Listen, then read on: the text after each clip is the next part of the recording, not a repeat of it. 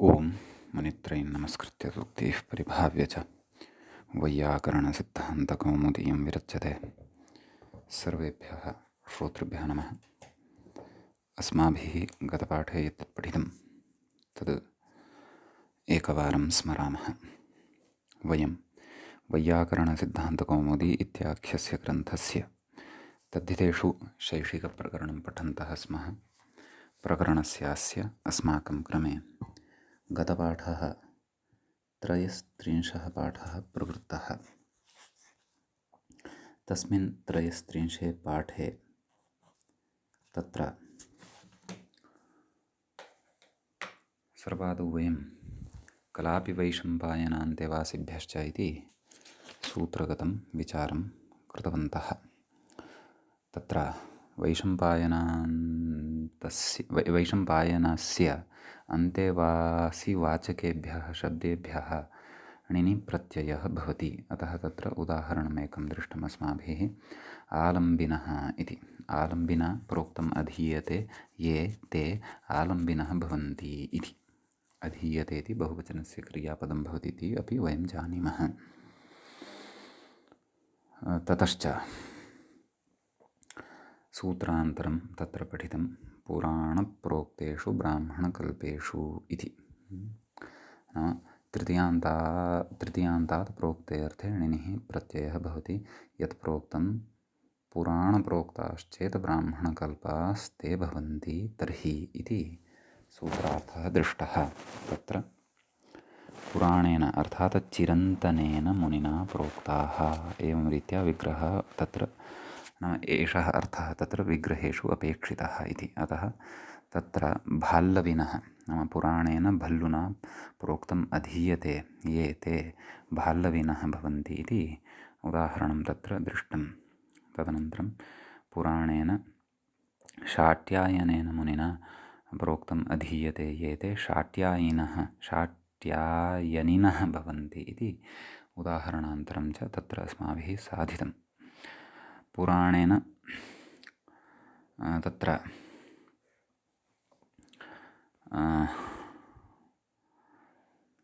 पिङ्गेन एवं पिङ्गेन प्रोक्तं यत् प्रोक्तः यः कल्पः सः पैङ्गी भवति। प्रकृते तद्विषयता नाम कल्पविषये तद्विषयता सर्वत्र नापि भवति इति कृत्वा प्रकृते तदधीते तद्वेद इति वेदितृप्रत्ययः अत्र नापि दृश्यते, न च उदाहरणे अस्माभिः सः दृष्टः एव। ततः परं पुराण इति किम् इति पृष्टं। तत्र यदि तु सः ऋषिः अथवा सः मुनिः पुराणः अर्थात् प्राचीनः नास्ति तर्हि णिनि प्रत्ययः न भवति इति। अतः तत्र याज्ञवल्क्येन प्रोक्तानि ब्राह्मणानि याज्ञवल्कानि इत्येव भवति। एवमेव आश्मरथ्येन प्रोक्तः कल्पः आश्मरथः इत्येव भवति। तत्र णिनिर्न भवति इति पठितं।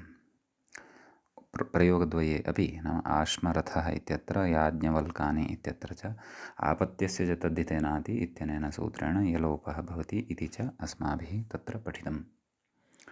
ततः परं सूत्रान्तरम् अस्माभिः तत्र पठितं पुराण एवं शौनकादिभ्यश्छन्दसि इति।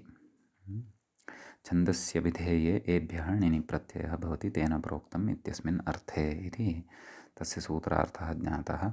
शौनकेन प्रोक्तम् अधीयते शौनकिनः इति उदाहरणं भवति इति पठितम्। एवं च शौनकादिगणे विद्यमानाः अन्येपि शब्दाः तत्र अस्माभिः दृष्टाः।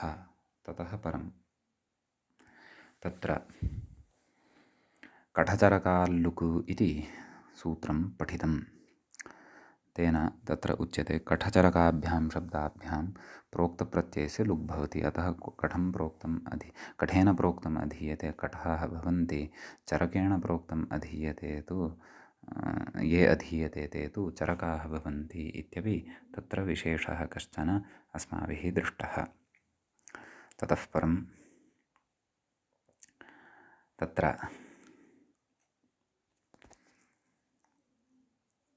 अग्रिमं सूत्रम् अस्माभिः पठितं कलापिनोण् इति। तत्र कलापिनः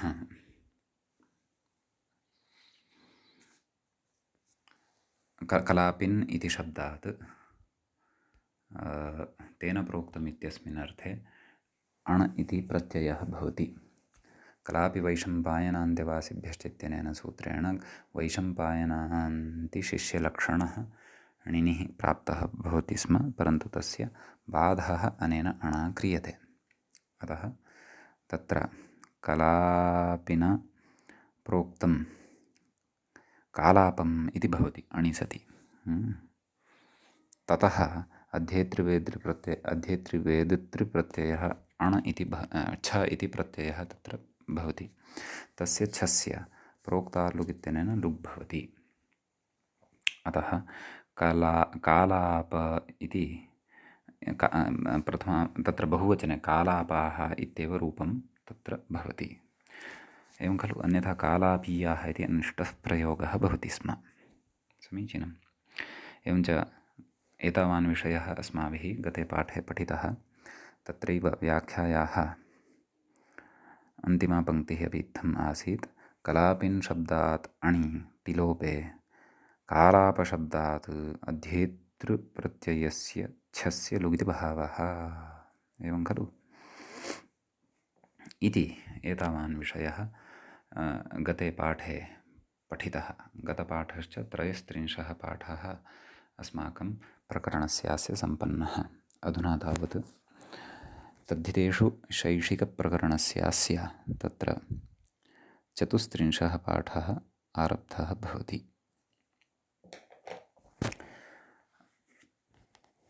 अस्मिन् पाठे इदानीं वयं कलापिनोण् इति सूत्रसम्बद्धः यः विचारः अवशिष्टः तं विचारं पुरस्कृत्य अग्रे पठिष्यामः।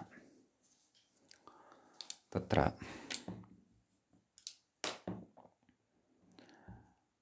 कलापिनोण् इति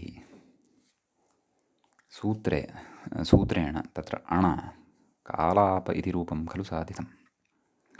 तत्र कालापिन् शब्दात् यदा परतः अणप्रत्ययः विहितः तदा तादृशे अणि सति तत्र टिलोपः विहितः। केन? नस्तद्धिते नान्तस्य पदस्य टेर्लोपः, नान्तस्य भस्य टेर्लोपः स्यात् तद्धिते परे इति खलु तस्य अर्थः। अतः कलापिन् इत्यत्र यः इन् इत्यस्य खलु लोपः कृतः, तत्र अग्रे शङ्क्यते। किं? पश्यन्तु। इनण्यनपत्ये इति प्रकृतिभावमाशङ्क्याः। तत्र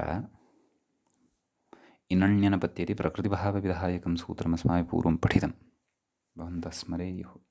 कः अर्थः?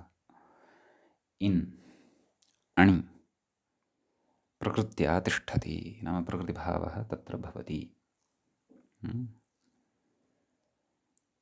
तस्य लोपः न भवति नस्तद्धिते इत्यनेन। कदा? यदा अनपत्यार्थकः अणपरतः भवति।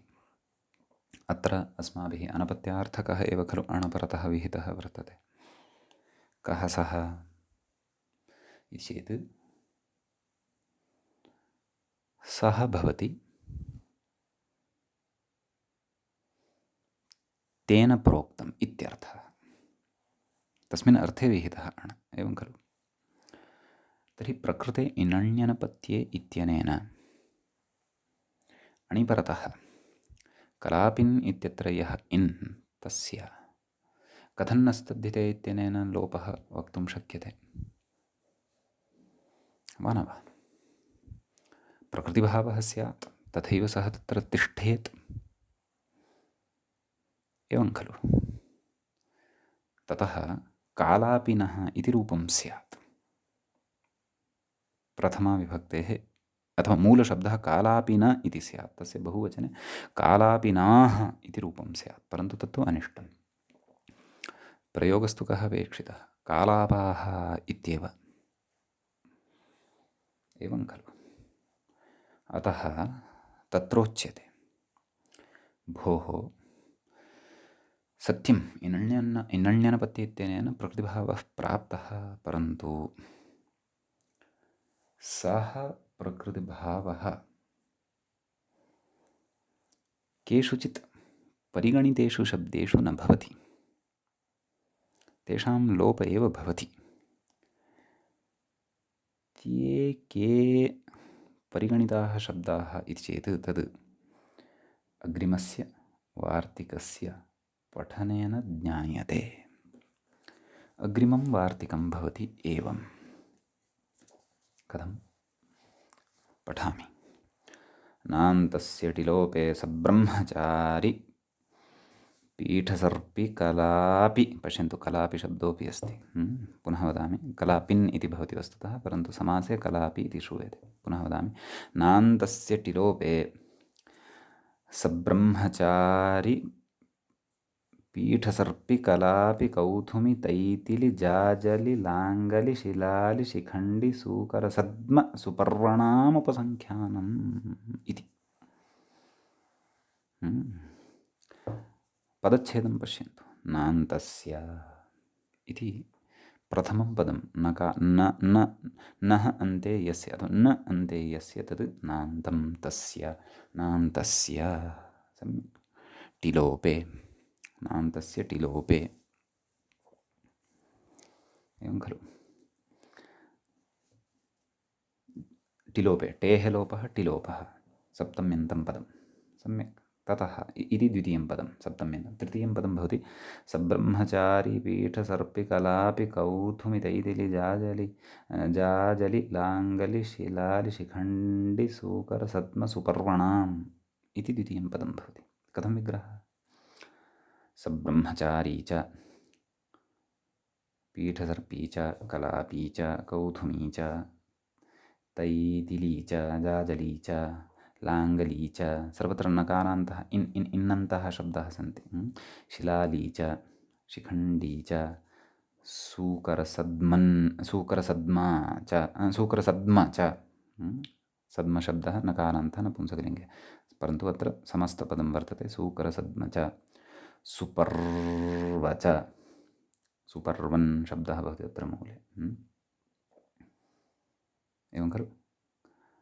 सब्रह्मचारी पीठसर्पि कलापि कौथुमि तैतिलि जाजलि लाङ्गलि शिलालि शिखण्डि सूकरसद्म सुपर्वाणि तेषां। सब्रह्मचारी पीठसर्पि कलापि कौथुमि तैतिलि जाजलि लाङ्गलि शिलालि शिखण्डि सूकरसद्म सुपर्वणाम् इति प्रकृते इतरेतरयोगद्वन्द्वः वर्तते। उपसङ्ख्यानम् इति प्रथमान्तं पदं नपुंसकलिङ्गे, नाम एवं रीत्या वचनं कर्तव्यम्। सम्यक्। कोऽर्थः वार्तिकस्य? व्याख्यात्रा तु तत्र सामान्येन नोक्तं, नाम स्पष्ट एव अर्थः इति कृत्वा नोक्तम्। मूले कथयन्नस्ति वार्तिकं पठित्वा किम् इत्युपसङ्ख्याना टिलोपः, नाम इदं परिगणनं कृतं वर्तते। एवं खलु। तर्हि तत्र अर्थः कः? नाम एतेषां, नाम ये शब्दाः अत्र पठिताः तेषां टिलोपः कर्तव्यः, तेषां टिलोपे कर्तव्ये परिगणनं कर्तव्यम्।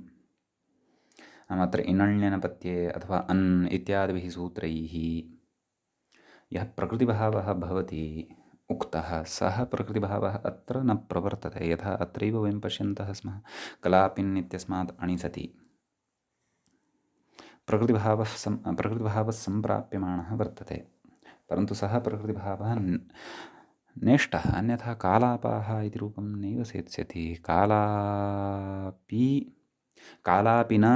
कालापिनः बहुवचनकालापिनाः इति अनिष्टः प्रयोगः सेत्स्यति। प्रयोगस्तु कालापः इत्येव अपेक्षितः। अतः इन् इति यः टिरूपेण श्रूयमाणः वर्तते तस्य लोपेन भाव्यमेव इति उच्यते तत्र। तर्हि पश्यन्तु, कलापिन् इति शब्दः अत्र अस्मिन् वार्तिके पठितः, अतः एतेन वार्तिकेन प्रकृते टिलोपः भवत्येव। अतः कालापाः इति सिद्ध्यति। अन्यानि अपि अस्य सूत्रस्य उदाहरणानि सम्भवन्ति। तानि कदाचित् अग्रे पठ्येरन् अथवा अविशेषात् अत्रैव अस्माभिः अवगन्तव्यानि। सब्रह्मचारिन् इत्यस्य टिलोपे सति सा ब्रह्मचाराः इति रूपं सिद्धं भवति। खलु पीठसर्प इति अग्रिमः शब्दः वर्तते, तस्य टिलोपे सति पैठसर्पाः अणिपरतः। कालापाः इति कलापिन् इत्यस्मात् कालापाः अणिपरतः इति रूपं तु दृष्टमेव। एवं कौथुमिन् इत्यस्मात् कौथुमाः, तैतिलाः, जाजलाः, लाङ्गलाः, शिलालिन् इत्यस्मात् शैलालाः, शिखण्डिन् इत्यस्मात् शैखण्डाः, सूकरपद्म इत्यस्मात् सौकरपद्माः, सुपर्व इत्यस्मात् सौपर्वाः इत्यादीनि अपि अन्यानि उदाहरणानि अत्र अवगन्तव्यानि। सम्यक् व्याख्यात्रा तानि न प्रदत्तानि, कदाचित् अग्रे मूले अथवा ग्रन्थे क्वचित् चर्चा तेषां स्यात्। सम्यक् यदा भविष्यति तदा एतद्वार्तिकम् अस्माभिः तत्र स्मर्तव्यं, तावदेव। सम्यक् इति अयम् एतावान् विशेषः एतद्वार्तिकगतः भवति। समीचीनम्। अधुना अग्रिमं वयं सूत्रं पठामः। अग्रिमं च सूत्रं भवति एवम्।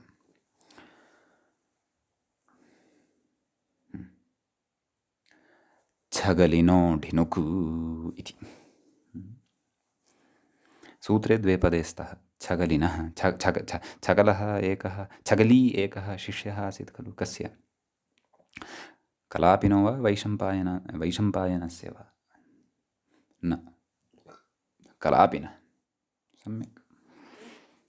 तस्य 4 शिष्याः खलु आसन्, तेषु 4 अयमेकः। हरिद्रुः, छगली, तुम्बुरुः, उलपः इति खलु पठितम्। अतः तेषु अयमेकः। तत्र उक्तमपि आसीत्, नाम तत्र ढिनुक् वक्ष्यते इति, तद् अधुना उच्यमानः वर्तते। छगलिनः, छगलिन् इति शब्दस्य पञ्चमी विभक्तेः एकवचनान्तं रूपं भवति। ततः ढिनुक् इति प्रथमान्तं रूपं भवति। एवं खलु प्रकृतसूत्रं प्रति तेन प्रोक्तम् इत्यनुवर्तते। ततः प्रत्ययः परश्च ज्ञाप्रातिपदिकात् तद्धिताः समर्थानां प्रथमाद्वा शेषे इत्यादिकं सर्वम् अत्र लभ्यते। किं कथयति व्याख्याता इति चेत्, छगलिन् शब्दात् उक्तविषयः कः प्रचलति? तेन प्रोक्तं तदेव। छगलिन् शब्दात् उक्तविषये ढिनुक् प्रत्ययः स्यादित्यर्थः, नाम ढिनुक् इति प्रत्ययो भवति इति। एवं खलु। ततः अग्रे कथयति, कलाप्यन्ते वासित्वात् प्राप्तस्य णिनेरपवादः। कलापि वैशम्पायनान्ते वासिभ्यश्च इति खलु पठितम्। तेन कलापि शिष्यत्वात् प्रकृतिर्णिनि प्राप्तः, परन्तु सः णिनिः छगलीशब्दात् नापेक्षितः। यथा छगली अपि कलापिनः शिष्यः हरिद्रुवत्, यथा हरिद्रुः आसीत्। एवं खलु। अतः तं णिनिं प्रबाध्य प्रकृते ढिनुक् प्रवर्तते। कथयति, छागलेयिनः रूपं किं भवति? छागलेयिनः। तर्हि विग्रहः कथं? छगलिना प्रोक्तम् अधीयते छागलेयिनः, एवं रीत्या विग्रहः कर्तव्यः। एवं खलु। तर्हि तत्र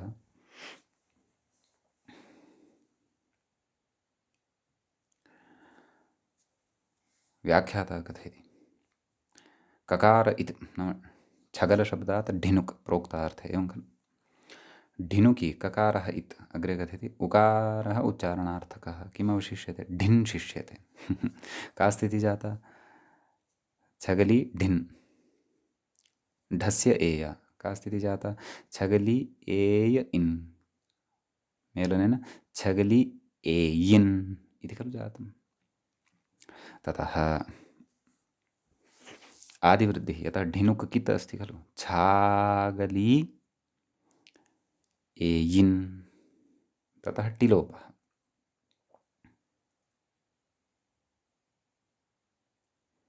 एवं खलु सब्रह्मचारीपीठकलापि अत्र तु छगली इति न पठितः टिलोपः केन टिलोपः न भवेत् ईलोपः ईकारस्य लोपः भवेत् यद्यपि टी तत्र ई एव अस्ति केन यस्येत् च इत्यनेन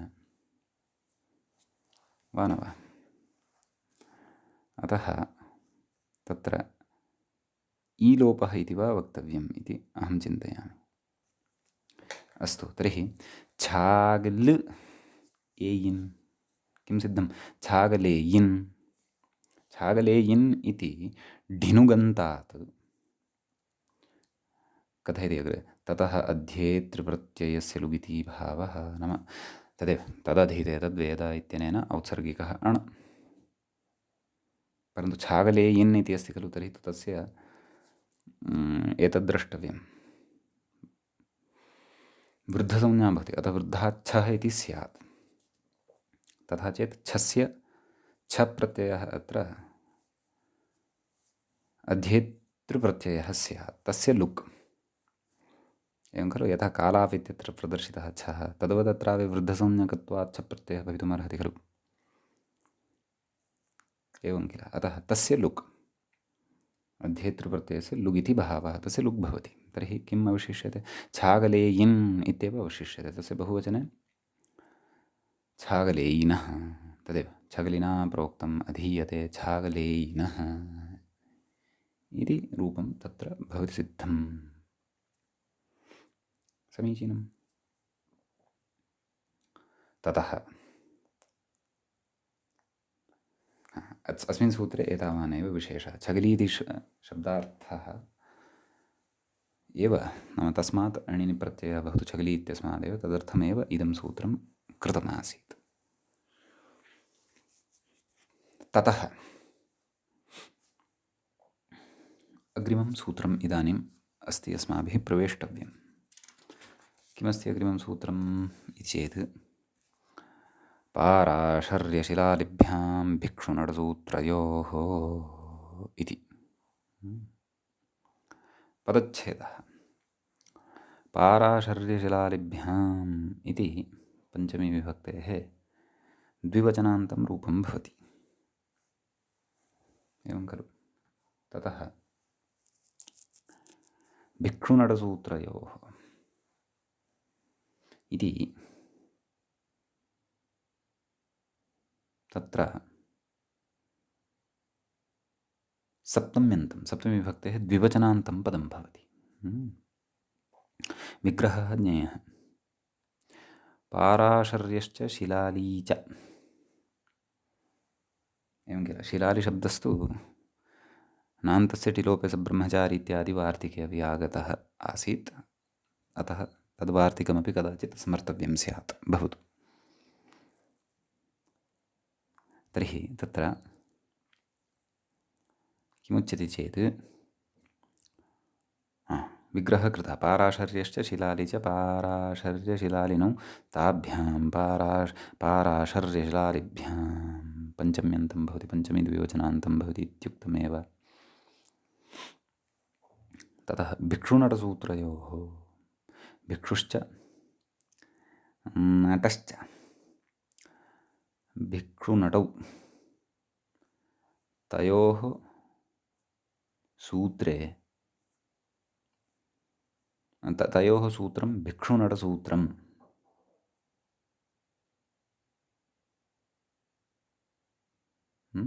भिक्षुनटसूत्रयोः अथवा भिक्षुनटसूत्र इति शब्दः कथम् अत्र विग्रहः किञ्चित् ज्ञेयः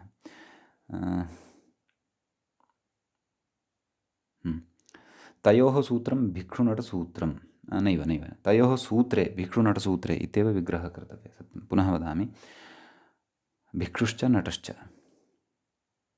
भिक्षुनटौ तयोः सूत्रे सूत्रं सूत्रे सूत्राणि द्विवचनान्तं तयोः सूत्रे भिक्षुनटसूत्रे एवं खलु तयोः तयोः कयोः भिक्षुनटसूत्रयोः नाम भिक्षोः सूत्रं नटस्य च सूत्रं विवक्षितं तयोः भिक्षुनटसूत्रयोः इति अर्थः अत्र ग्राह्यः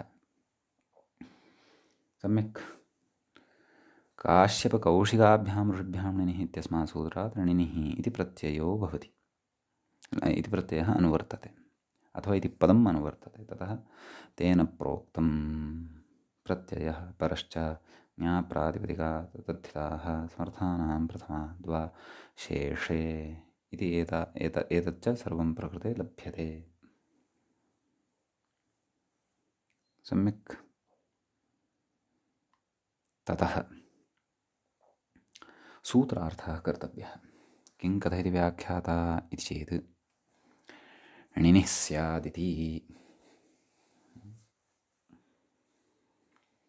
इति कथयति नाम उक्तविषये इति शेषः तेन प्रोक्तमिति खलु उच्यमानं वर्तते कथयति मण्डूकप्लुत्या णिनिरेवात्रानुवर्तते इति भावः नाम मण्डूकप्लुतगत्या णिनिः एव अत्र आगच्छति तस्य एव अत्र अनुवर्तनं भवति इति ततः सूत्रार्थं कथयति किं पश्यन्तु पाराशर्येण प्रोक्तं भिक्षुनटसूत्रम् इत्यर्थे शिलालिना प्रोक्तं नटसूत्रम् इत्यर्थे नैव मया पूर्वं सम्यक् न पठितं पाराशर्येण प्रोक्तं भिक्षुसूत्रम् इत्यर्थे भिक्षुनटसूत्रम् इति न भिक्षुसूत्रम् इत्यर्थे ततः शिलालिना प्रोक्तं नटसूत्रम् इत्यर्थे च तृतीयान्तात् णिनिः स्यादिति यावत् नाम तृतीयान्तात् तत्र णिनि इति प्रत्ययो भवति णिनिः इति प्रत्ययः भवति इति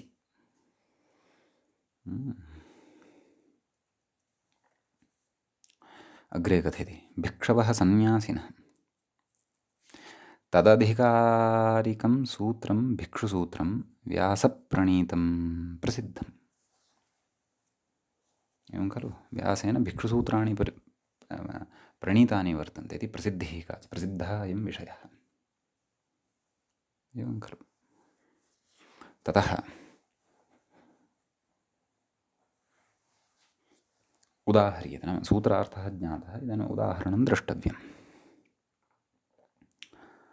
तत्र मूले पश्यन्तु पाराशर्येण मूले सूत्रार्थत्वेन तु मूले णिनिः स्यात् एतावदेव खलु उक्तं ततः कथयन्नस्ति पाराशर्येण प्रोक्तं भिक्षुसूत्रम् अधीयते पाराशरिणो भिक्षवः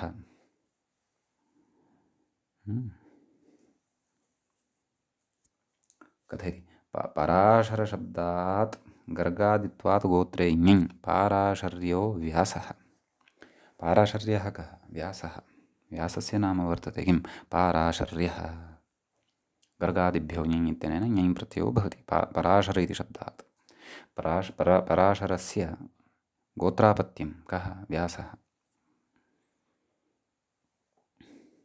एवं खलु कथयति इह तु अनन्तरापत्ये गोत्रत्वारोपाज्ञञ् ओह व्यासस्य वस्तुतः पौत्रः नास्ति व्यासस्य पुत्रः एव अस्ति क्षन्तव्यः पराशरस्य पौत्रः नास्ति पराशरस्य पुत्रः एव अस्ति कः व्यासः तथापि कथयति नाम इह नाम कथं ञञः सङ्गतिं कथयति इह तु अनन्तरापत्ये गोत्रत्वारोपाज्ञञ् नाम अनन्तरापत्ये एव गोत्रत्वस्य आरोपः क्रियते क्वचित् तथापि रूपाणि साध्यन्ते एवं खलु कदाचित् पूर्वम् अपत्याधिकारे अयं विषयः चर्चितः इति स्मरामि अस्तु गर्गादिभ्यो इत्यादिषु सम्यक् कथयति तेन प्रोक्ते नाम पाराशर्येण प्रोक्ते भिक्षुसूत्रे णिनिः णिनि प्रत्ययो भवति एवं खलु का स्थितिः जायते पाराशर्या णिनिः णिनेः किम् अवशिष्यते इन् एवं खलु का तर्हि पाराशर्य इन् ततः यस्य चैतन्येन अकारलोपः पाराशर्य इत्यत्र यकारोत्तरवर्ती यः अकारः तस्य लोपः एवं किल तदनन्तरम् आपत्यस्य तद्धितेनाति इत्यनेन यकारस्य लोपः पाराशर् इन् पाराशरिण इति शब्दः मूलशब्दः सिद्धः कथयति। ततः अध्येतृप्रत्ययस्य छस्य लुक् वृद्धसंज्ञकः खलु पाराशरिन् इति शब्दः, अतः तस्मात् तदधीते तद्वेद इत्यस्मिन् अर्थे छप् प्रत्ययो भवति वृद्धाच्छः। तस्य प्रोक्ता लुक् इत्यनेन लुक् तच्च सूत्रं पूर्वं पठितमस्ति, एवं खलु। अतः बहुवचने जसि सति तदेव कथयति अग्रे किं पाराशरिण इति कथयति जसि रूपं, नाम जसि सति तत्र पाराशरिन् अस् पाराशरिणस् सस्य ऋत्विसर्गः सति पाराशरिणः पाराशरिणो भिक्षवः एते सन्ति इति अर्थः। नाम तेन प्रोक्तम् अधीयते, अतः एते भिक्षवः पाराशरिणः वर्तन्ते इत्युच्यते। एवं किल। इदानीम् अग्रे अत्र शिलालिशब्दविषये उदाहरणं प्रस्तौति, कथयति शैलालिन इति। शिलालिन् शब्दात् नटसूत्रे प्रोक्ते णिनम्, एवं खलु। शिलालिना प्रोक्तं नटसूत्रम् इत्यस्मिन् अर्थे शिलालिन् इति नकारान्तात् शब्दात् कथयति णिनौ नाम णिनि प्रत्ययो भवति। शिलालिन् णिनि टिलोपे, एवं खलु। नाम प्रकृतिभावः न भवति। तद् नान्तस्य टिलोपे सब्रह्मचारिपीठ इत्यादि वार्तिकं यत् पठितं खलु, तत्र शिलालिन् इति शब्दोऽपि पठितः। अतः टिलोपो भवति। टिलोपे शैलाल् इन् शैलालिन् शब्दात् कथयति अग्रे अध्येतृप्रत्ययस्य अणो लुकि, एवं खलु। तदधीते तद्वेद इति अण, तस्य अणः लुकि सति शैलालिन इति जसि रूपमिति भावः। जसि शैलालिनः इति रूपं भवति इत्यर्थः। एवं खलु। तर्हि शैलालिनो नटाः, एते नटाः शैलालिनः वर्तन्ते।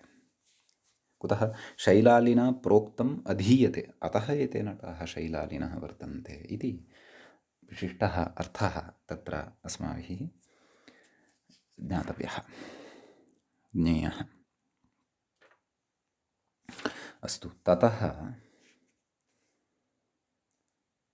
अग्रे किमुच्यते इति चेत् अग्रिमं सूत्रं वर्तते। अग्रिमं सूत्रं वयं पश्यामः अधुना। सूत्रं वर्तते एवं कर्मन्दकृशाश्वादिनिः इति।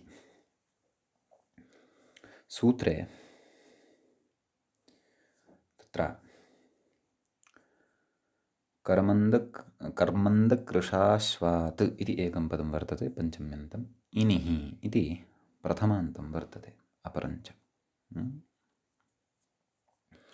ततः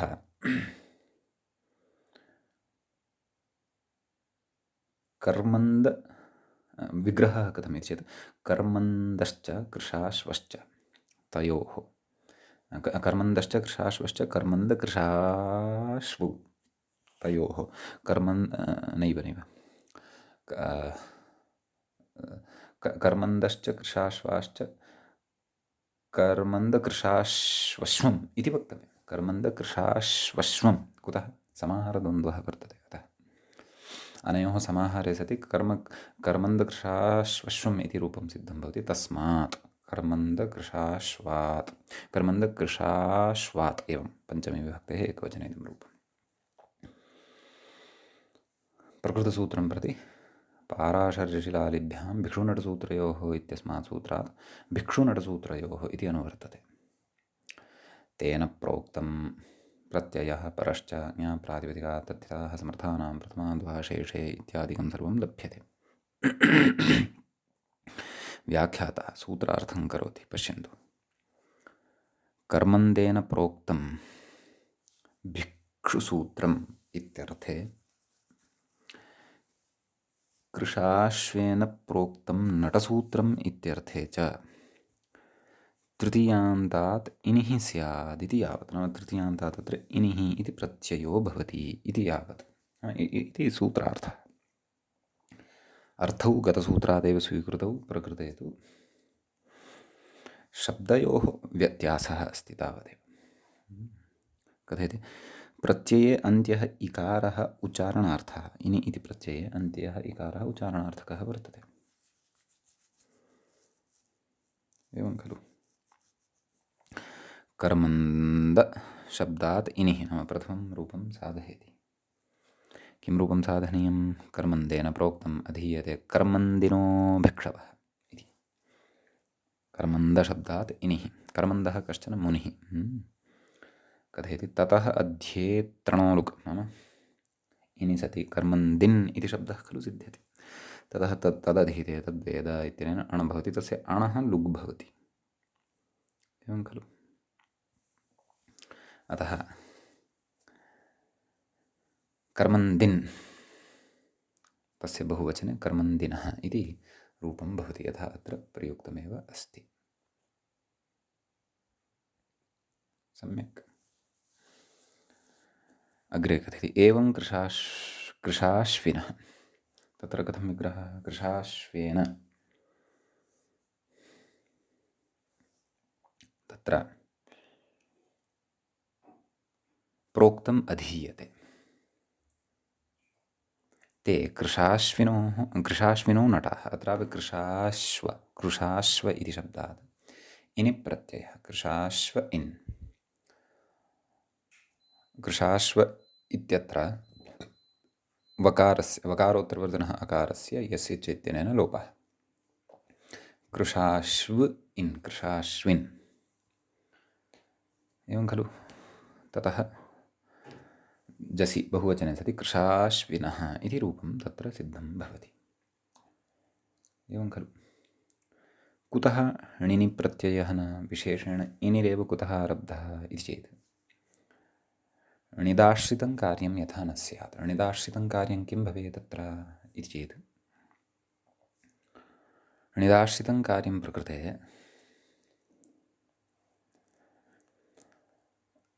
तद्धितेषु चामादेः इत्यनेन आदिवृद्धिः स्यात्। सा नापेक्षिता, अतएव कर्मन्द इति एव श्रूयते। अन्यथा कार्मन्दिनः इति अनिष्टः प्रयोगः भवति स्म, अथवा कार्श्वाश्विनः इति वा अनिष्टः प्रयोगः भवति स्म। स तु नापेक्षितः। समीचीनम्। इति एतदर्थं प्रकृते इनि प्रत्ययारम्भः क्रियते इति एतावानेव प्रकृते विशेषः। सूत्रार्थकरणसमये तु एतावदेव उक्तं, तत्र भिक्षुनडसूत्रयोः इत्येव। तच्च सर्वमपि अस्माभिः स्फुटीकृतम्। इदानीम् अग्रिमं सूत्रं प्रति गच्छामः। अग्रिमं सूत्रं भवति तेनैकदिक् इति। तत्र तेन इति तृतीयान्तं पदं भवति। तच्छब्दस्य एकदिक् इति प्रथमान्तं पदं भवति। एकदिश् इति शब्दस्य। अस्तु। कथं विग्रहः? एकदिक् इत्यत्र समासो वर्तते। तत्र समासः एवं कर्तव्यः। एकादिक् यस्य तद् एकदिक् बहुव्रीहिसमासो भवति। एवं किल? तद् व्याख्याता कथयति सहार्थे तृतीया, नाम तेन इत्यत्र सहार्थे तृतीया वर्तते। सः इति प्रयुज्यमाने अप्रयुज्यमाने अपि तदर्थगता तृतीया तु भवत्येव। तदर्थसम्बद्धा तृतीया तु भवत्येव। एवं खलु। कुतः? तत्र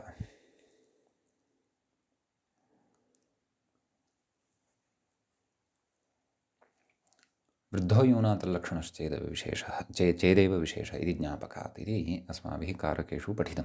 भवन्तः स्मरेयुः। सः युक्ते प्रधाने इत्यत्र। ततश्च अग्रे उच्यते एका दिक् अधिकरणात्मिका यस्य तदेकदिक्। यस्य तत् एकदिक् अधिकरणात्मक नाम आधाररूपा एका दिक् यस्य तद् एकदिक् भवति। अस्तु पश्यामः उदाहरणेषु इतोपि विग्रहस्वारस्यं स्फुटीभविष्यति। ततः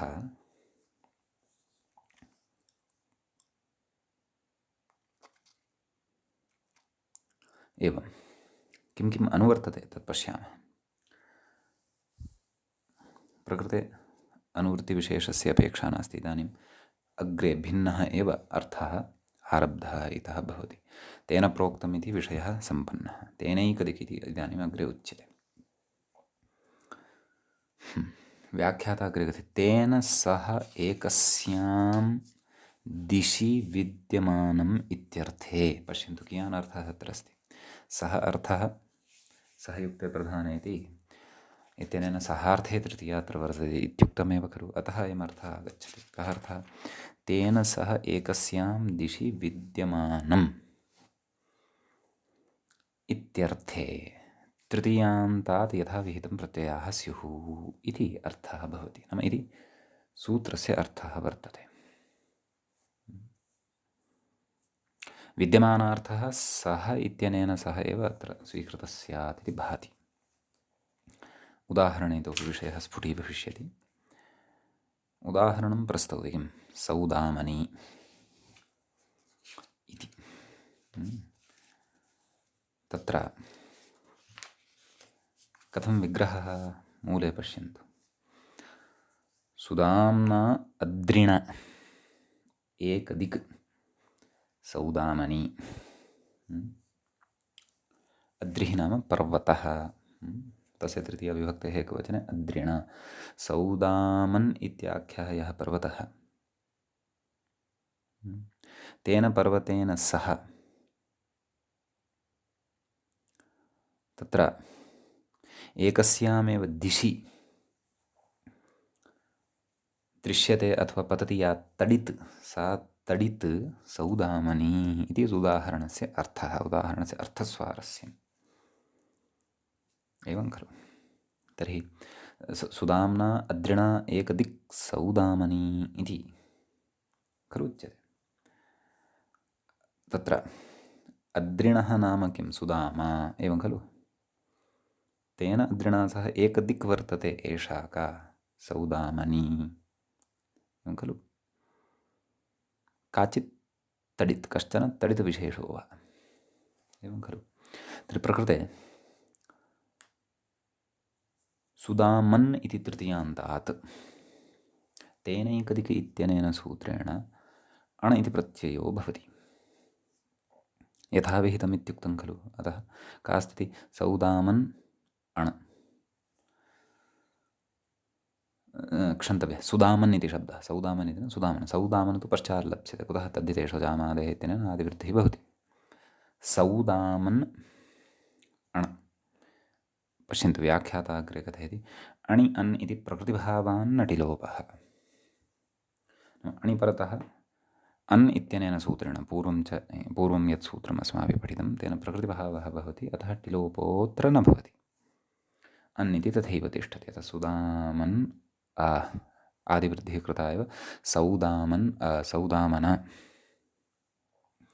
ततः स्त्रीत्वविवक्षायां टिड्ढाणैन्दोयसचित्यादिना ङीभिः सौदामनी इति रूपं तत्र सिद्धं भवति। एवं खलु। इति विशिष्टः अर्थः अत्र वर्तते। इदानीम् अस्मिन् सूत्रे तावानेव विषयः। अग्रिमं सूत्रं पठनीयम्। अग्रिमं च सूत्रं वर्तते एवं तसिश्च इति।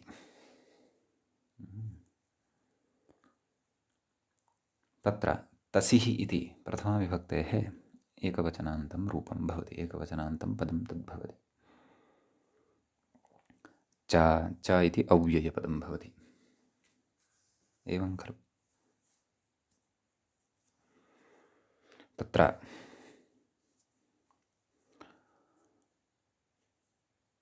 तेनैकदिक् इति सूत्रमनुवर्तते। प्रत्ययः परश्च ज्ञाप्रातिपदिकात् तद्धिताः समर्थानां प्रथमाद्वा शेषे एतत् सर्वमपि अत्र अनुवृत्त्या लभ्यते। सूत्रार्थः कथयति तेनैकदिक् इत्यर्थे तृतीयान्तात् तसिश्च स्यात् इत्यर्थः। एवं खलु। नाम किमपि नास्ति, सर्वमपि गतसूत्रस्य एव वर्तते।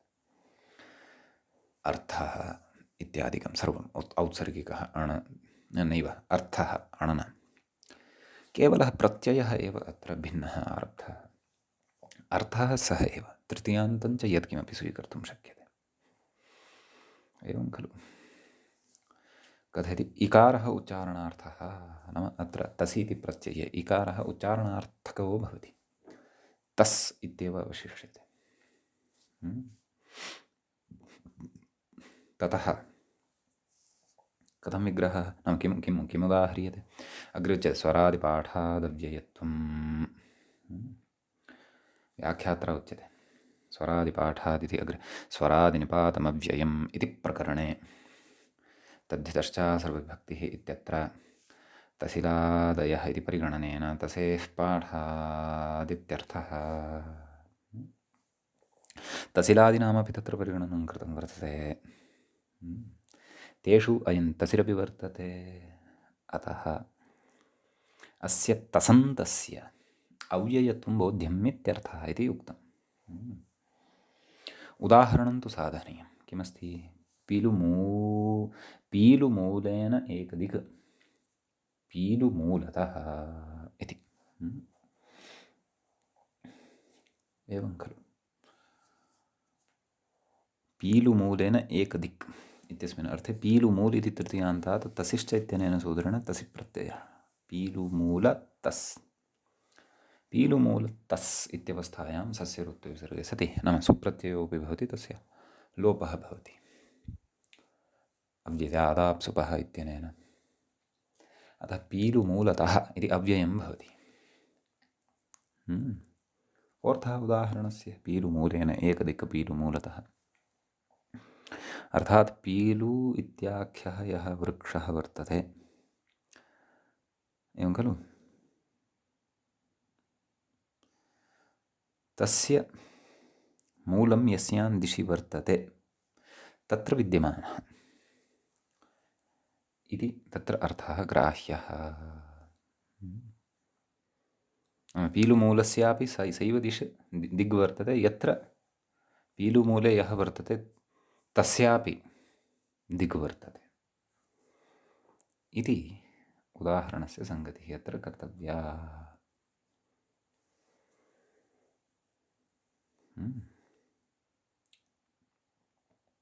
तदेव स्वरादिपाठे पाठात् नाम स्वरादिनिपातमव्ययम् इत्यत्र तसिलादिष्वाकृतसूचः इत्यत्र च तसिला नाम इति नाम उक्तमेव खलु व्याख्यात्र, तच्च अस्माभिः अव्ययप्रकरणे विस्तरेण पठितं।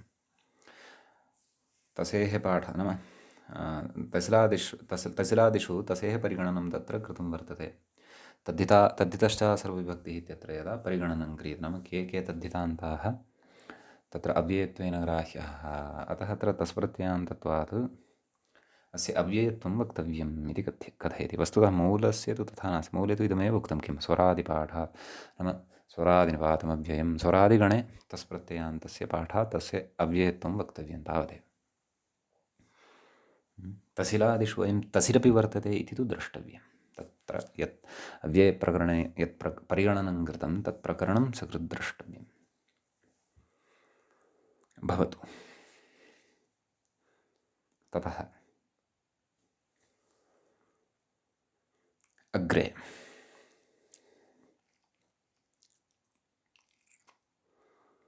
नैव व्याख्यात्र सम्यगेव उक्तं स्वरादिनिपातमव्ययम् इति प्रकरणे तद्धितश्च सर्वविभक्तिः इति पठितं खलु। इत्यत्र तसिलादिष्व इति नाम तदेव परिगणनसामर्थ्यादेव तत्र नाम तसि इत्यस्यापि परिगणनं तादृशतद्धितप्रत्ययेषु क्रियते ये तद्धितप्रत्ययाः येषाम् अन्ते भवन्ति तेषाम् अव्ययसंज्ञा इत्युच्यते। अस्तु, सम्यगेव। ततः अग्रे सूत्रं वर्तते उरसो यच्च इति। तत्र सूत्रस्य पदपरिचयः। सूत्रे 3 पदानि सन्ति। उरसः इत्येकं, यत् इत्यपरं, च इति चापरम्। उरसः इति पञ्चमीविभक्तेः एकवचनं भवति, यत् इति प्रथमान्तं भवति, च इति अव्ययं भवति इति वयं जानीमः। ततः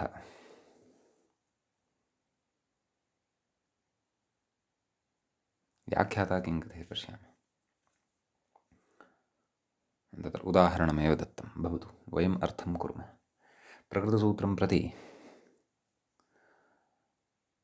गतसूत्रात् तस् इत्यपि आगच्छति, तसिः इति आगच्छति। चकारसामर्थ्यात् सः तसिः अपि स्वीक्रियते। प्रकृतसूत्रेण च यत् इति तु विधीयत एव, यत् इति प्रत्ययः। सम्यक्। तत्र तेनैकदिक् इति अनुवर्तते। प्रत्ययः परश्च ज्ञाप्रातिपदिकात् तद्धिताः समर्थानां प्रथमाद्वा शेषे इति इत्यादिकं सर्वमपि अत्र लभ्यते। समीचीनं। ततः सूत्रार्थः अत्र विधेयः। उर्स् इति शब्दात् कीदृशात् तृतीयान्तात् एकदिक् नाम एकस्यां दिशि विद्यमानः इत्यस्मिन् अर्थे यत् इति प्रत्ययो भवति, च ग्रहणसामर्थ्यात् तसि इत्यपि भवति, नाम यदपि भवति तस्यपि भवति इत्यर्थः। तत्र उदाह्रियते, मूले उच्यते चात्तसिः, नाम च प्रकृतसूत्रे चकारग्रहणात् प्रकृते तसि प्रत्ययो भवति इत्यर्थः। सम्यक्। अग्रे कथयति अणोपवादः। औत्सर्गिकस्य अणः अयम् अपवादः। उदाह्रियते किम्? उरसा एकदिक्, उरस्यः, उरस्तः रूपद्वयं भवति। कथयति उरसा एकदिक् इत्यर्थे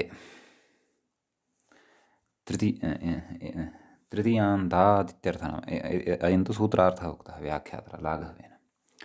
उरसा एकदिक् इत्यस्मिन् अर्थे उरस् इति शब्दात् यत् प्रत्ययः यस्मिन् पक्षे भवति तत्र उरस्य सुप्रत्ययः सस्य रुत्वविसर्गे सति उरस्यः इति रूपं सिद्धं भवति। यस्मिन् पक्षे तावत् तस् इति भवति तत्र उरस्तः इति रूपं भवति। उरस्तः इति तु अव्ययम्, उरस्यः इति तु न अव्ययम् इति स्मर्तव्यम्।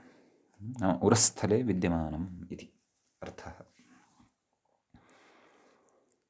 इति एतावान् विशेषः अस्मिन् सूत्रे वर्तते। इदानीम् अग्रिमं तत्र सूत्रं वयं पश्यामः। अग्रिमं सूत्रं भवति उपज्ञाते इति।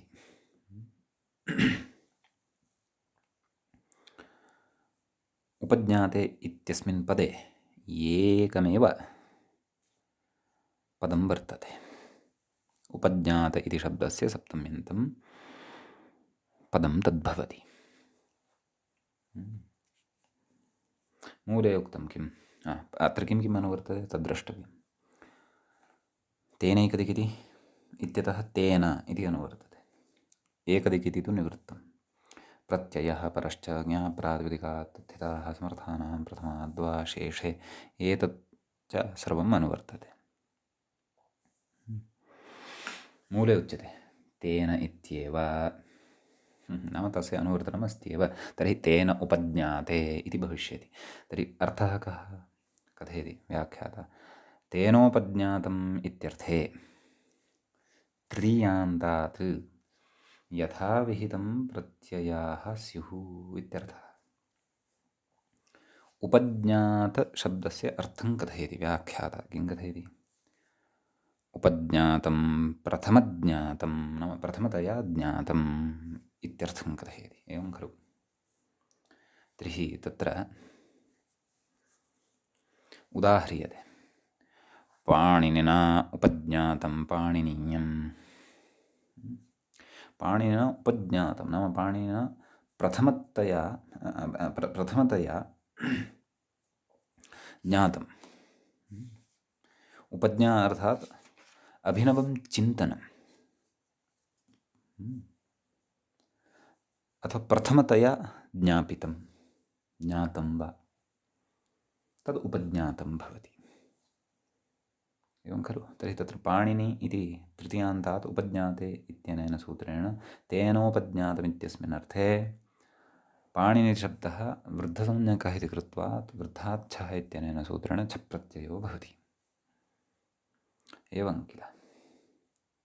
अतः पाणिनि ईय भत्वात् इलोपः पाणिनीय सुप्रत्ययः तस्य अमादेशे सति पाणिनीयम् इति रूपं तत्र भवति सिद्धं।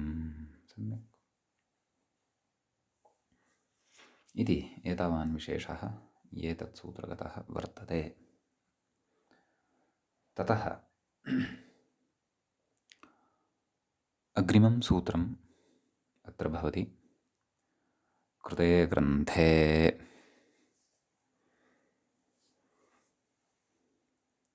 इति। सूत्रे द्वे पदे स्तः कृते इत्येकं ग्रन्थे इत्यपरम्।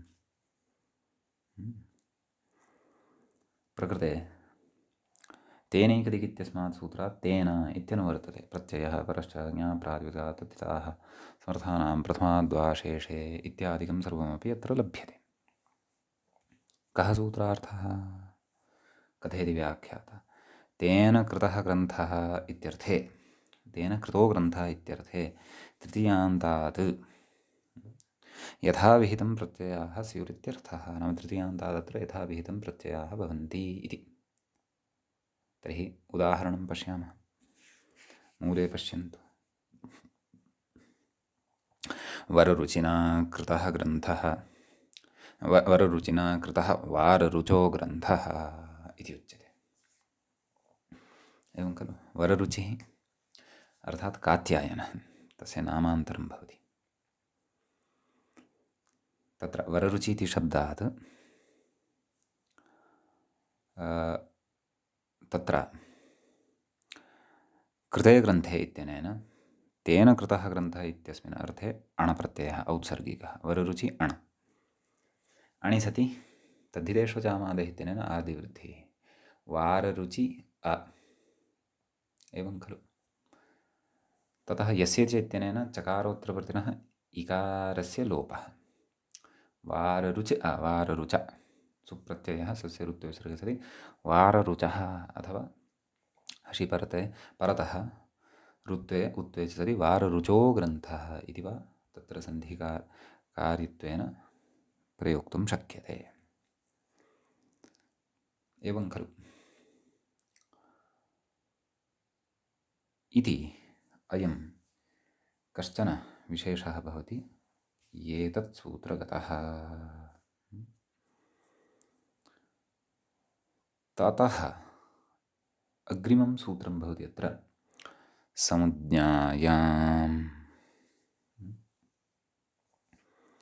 संज्ञायाम् इत्यस्मिन् सूत्रे एकमेव पदं भवति। संज्ञायाम् इति संज्ञा इति शब्दस्य सप्तमी विभक्तेः एकवचनान्तञ्च इदं पदं भवति। ग्रन्थकारः कथयति तेन इत्येव। नाम तेनैकदिक् इत्यस्मात् तेन इत्यनुवर्तते। प्रत्ययः परश्च ज्ञाप्रातिपदिकात् तद्धिताः शेषे एतच्च सर्वं प्रकृते समर्थानां प्रथमाद्वा पूर्ववत् अनुवर्तते। समीचीनं। कथयति व्याख्यातः तेन कृतमित्यर्थे संज्ञायां गम्यमानायां तृतीयान्तात् यथाविहितं प्रत्ययाः स्युः इति। एवं खलु। इति सूत्रस्य अर्थः। अस्य उदाहरणानि तु वयम् अग्रिमे पाठे द्रक्ष्यामः। समीचीनम्। उदाहरणे चिन्तनं वर्तते तद् अग्रिमे पाठे समापयिष्यामः। अद्य तावत् अत्रैव मङ्गलं क्रियते। मुनित्रयं नमस्कृत्य सूक्तिः परिभाव्य च वैयाकरणसिद्धान्तकौमुदीयं विरच्यते। एवञ्च वैयाकरणसिद्धान्तकौमुदी इत्यस्य ग्रन्थस्य तद्धितेषु शैशिकप्रकरणस्यास्य अस्माकं क्रमे तत्र चतुस्त्रिंशः पाठः अथवा चतुस्त्रिंशत्तमः पाठः सम्पन्नतां गतः। नमः सर्वेभ्यः श्रोतृभ्यः।